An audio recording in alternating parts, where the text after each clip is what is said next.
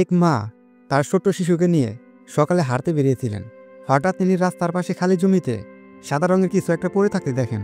প্রথমে তিনি ভেবেছিলেন এটি হয়তো কোনো দোকানের ফেলে দেওয়া ম্যানিকুন বা পুতুল, কিন্তু কাছে যেতেই তার শরীরে রক্ত জল হয়ে যায়। এটি কোনো পুতুল ছিল না, এটি ছিল এক তরুণীর মৃতদেহ, এমন এক ভয়ঙ্কর অবস্থায় যা কোনো মানুষের পক্ষে কল্পনাও কঠিন। আর এভাবে শুরু হয়েছিল আমেরিকার ইতিহাসের সবচেয়ে কুখ্যাত, সবচেয়ে নৃশংস এবং সবচেয়ে বড় অমীমাংসিত হত্যাকাণ্ডের রহস্য। এই নারকীয় কাহিনীর কেন্দ্রে রয়েছে এলিজাবেথ শর্ট নামের 22 বছর বয়সী এক তরুণী, যার চোখে ছিল হলিউডের রূপালী পর্দায় তারকা হওয়ার স্বপ্ন। দ্বিতীয় বিশ্বযুদ্ধের পর আমেরিকার হাজার হাজার তরুণ তরুণীর মতো সেও ভাগ্যপ্রাণের আশায় হলিউডে পা রেখেছিল। এলিজাবেথ ছিল এক অসম্ভব সুন্দরী। তার চুল ছিল কুচকুচে কালো, আর সে প্রায় কালো পোশাক পরতে ভালোবাসত। এই কারণে তার বন্ধুরা এবং পরিচিতরা তাকে ভালোবেসে ডাকত ব্ল্যাক ডালিয়া নামে। কিন্তু এই সুন্দর নামের আড়ালে তার জীবনটা ছিল দুঃখে ভরা। তার বাবা পরিবার ছেড়ে চলে যাওয়ার পর সে এক অস্থির জীবনযাপন করতে শুরু করে। সে বিভিন্ন শহরে ঘুরে বেড়াত, ছোটোখাটো কাজ করত এবং পুরুষদের উপর নির্ভর করে চলত। তার স্বপ্ন ছিল অনেক বড়, কিন্তু বাস্তবতা ছিল কঠিন। সে অভিনেত্রী হওয়ার জন্য অনেক চেষ্টা করেছিল, কিন্তু কোনো সাফল্য পায়নি। 1947 সালের জানুয়ারিতে সে ছিল একেবারে একা এবং প্রায় কপর্দকশূন্য। 9 জানুয়ারি তাকে শেষবার লস অ্যাঞ্জেলেসের একটি হোটেলের লবিতে জীবিত অবস্থায় দেখা গিয়েছিল। এরপরে সে যেন হাওয়ায় মিলিয়ে যায়। এলিজাবেথকে শেষবার দেখার ঠিক 6 দিন পর 15 জানুয়ারি 1947 সকালে বেটি বার্সিঙ্গার নামে সেই মা তার মৃতদেহটি আবিষ্কার করেন।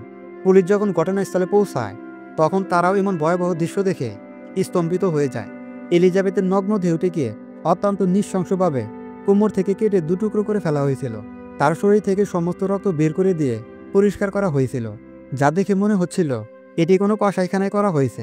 কিন্তু সবচেয়ে ভয়ঙ্কর ছিল তার মুখ। খুনি তার মুখের 2 কোণা কান পর্যন্ত ধারালো কিছু দিয়ে এমনভাবে কেটে দিয়েছিল যা দেখতে অনেকটা জোকারের ভয়ঙ্কর হাসির মতো, যা গ্লাসগো স্মাইল নামে পরিচিত।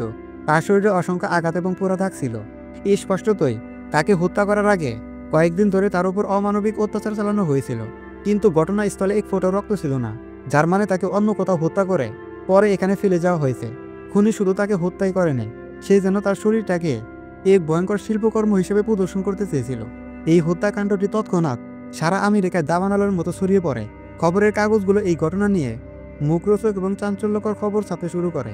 আর ঠিক তখনই খুনি নিজেই এই খেলার মধ্যে প্রবেশ করে। হত্যাকাণ্ডের প্রায় 1 সপ্তাহ পর লস অ্যাঞ্জেলেস এক্সামিনার পত্রিকার অফিসে একটি পার্সেল আসে। পার্সেলটি পাঠিয়েছিল খুনি নিজেই। ভেতরে ছিল এলিজাবেথ শর্টের কিছু ব্যক্তিগত জিনিস, তার birth certificate, social security card, কিছু ছবি এবং একটি ঠিকানা বই। পার্সেলটি পাঠানোর আগে সে পেট্রোল দিয়ে সবকিছু পরিষ্কার করে দিয়েছিল, যাতে কোনো আগুনের ছাপ না পাওয়া যায়। এটি ছিল পুলিশের জন্য এক সরাসরি চ্যালেঞ্জ। খুনি যেন বলতে চাইছিল, আমি এখানে, পারলে আমাকে ধরো। এরপর বিভিন্ন সময় সে পুলিশ এবং খবরের কাগজকে চিঠি পাঠাতে শুরু করে, যাতে সে হত্যাকাণ্ড নিয়ে ঠাট্টা তামাশা করে এবং পুলিশকে উপহাস করে। সে নিজেকে ব্ল্যাক ডালিয়ার অ্যাভেঞ্জার বা ব্ল্যাক ডালিয়ার প্রতিশোধ গ্রহণকারী বলে দাবি করে। এই ঘটনা নিয়ে মিডিয়ার উন্মাদনা এতটাই বেড়ে যায় যে 60 জনেরও বেশি মানুষ এই খুনের দায় স্বীকার করে মিথ্যা স্বীকারোক্তি দেয়, যা তদন্তকে আরও জটিল করে তোলে। এলিজাবেথ শর্টের এই মামলায় এফবিআইয়ের ইতিহাসের সবচেয়ে বড় তদন্তগুলোর একটি চালানো হয়। শত শত পুলিশ অফিসার হাজার হাজার মানুষের সাক্ষাৎকার নেয় এবং 150 জনেরও বেশি ব্যক্তিকে প্রধান সন্দেহভাজন হিসেবে তালিকাভুক্ত করে, কিন্তু কাউকে চূড়ান্তভাবে দোষী প্রমাণ করা যায়নি। এর মধ্যে সবচেয়ে উল্লেখযোগ্য কয়েকজন সন্দেহভাজন ছিল জর্জ হোডেল। তিনি ছিলেন একজন অত্যন্ত বুদ্ধিমান এবং ধনী ডাক্তার, যার ক্লিনিক ছিল হলিউডের খুব কাছেই। তার অস্ত্রোপচারের জ্ঞান ছিল, যা মৃতদেহের নিখুঁত কাটার ধরনের সাথে মিলে যায়। সবচেয়ে চাঞ্চল্যকর তথ্যটি হলো তার নিজের ছেলে স্টিভ হোডেল, যিনি পরে একজন গোয়েন্দা হয়েছিল, দাবি করেন যে তার বাবাই ছিল ব্ল্যাক ডালিয়ার খুনি।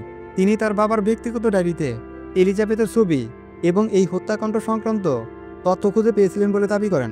এফবিআইয়ের ফাইলে জর্জ হোডেলকে প্রধান সন্দেহভাজন হিসেবে উল্লেখ করা হয়েছিল, কিন্তু কোনোদিনও তাকে গ্রেপ্তার করা হয়নি। ওয়াল্টার বেলি, তিনি ছিলেন আরেকজন সার্জন, যার বাড়ি ছিল ঘটনাস্থলের খুব কাছে। তার সাথে এলিজাবেথের পরিচয় ছিল বলেও জানা যায়। তার অস্ত্রোপচারের জ্ঞান এবং এলিজাবেথের সাথে তার সম্ভাব্য সম্পর্ক তাকে একজন শক্তিশালী সন্দেহভাজন করে তোলে। লেসলি ডিলন, তিনি ছিলেন একজন হোটেল কর্মী এবং লেখক, যিনি হঠাৎ করেই এই মামলা সম্পর্কে এমন কিছু তথ্য পুলিশকে দিয়েছিলেন যা শুধুমাত্র খুনি বা তদন্তকারীদেরই জানার কথা। কিন্তু পরে তার কথার কোনো ভিত্তি খুঁজে পাওয়া যায়নি। 75 বছরেরও বেশি সময় পেরিয়ে গেছে, প্রযুক্তির অভূতপূর্ব উন্নতি হয়েছে, কিন্তু ব্ল্যাক ডালিয়ার খুনি আজও এক ছায়ামূর্তি হয়ে রয়ে গেছে। কে ছিল সেই শয়তান যে এমন নারকীয় হত্যাকাণ্ড ঘটিয়েছিল? সে কি একজন ডাক্তার ছিল যার অস্ত্রোপচারের জ্ঞান ছিল, নাকি সে ছিল এলিজাবেথের পরিচিত কেউ যে প্রতিশোধের আগুনে জ্বলছিল? এই প্রশ্নের উত্তর হয়তো কোনোদিনও পাওয়া যাবে না। এলিজাবেথ শর তারকা হওয়ার স্বপ্ন নিয়ে হলিউডে এসেছিলেন। তিনি তারকা হয়েছিলেন ঠিকই, কিন্তু রূপালী পর্দার নয়, বরং আমেরিকার ইতিহাসের সবচেয়ে অন্ধকার এবং অভিশপ্ত এক রহস্যের। তার অভিশপ্ত জীবন এবং নৃশংস মৃত্যু হলিউডের গ্ল্যামারাস চেহারার আড়ালে লুকিয়ে থাকা অন্ধকার দিকটাকে চিরকালের জন্য উন্মোচিত করে দিয়ে গেছে। হলিউডের সবচেয়ে কুখ্যাত এই হত্যাকাণ্ড নিয়ে আপনার কি মনে হয়? আপনার মতে সবচেয়ে শক্তিশালী সন্দেহভাজন কে, জর্জ ডেল নাকি অন্য কেউ? আপনার তত্ত্বটি আমাদের কমেন্ট সেকশনে জানান। ভিডিওটি যদি আপনাকে এই গভীর এবং অন্ধকার রহস্যের অংশ তুলে ধরে থাকে তাহলে লাইক করুন। এমন আরও সব বাস্তব এবং অমীমাংসিত রহস্যের জন্য আমাদের চ্যানেলটি এখনই সাবস্ক্রাইব করুন। দেখা হবে আবার অন্য কোনো ভিডিওতে। এ পর্যন্ত ভালো থাকবেন, সুস্থ থাকবেন। আল্লাহ হাফেজ।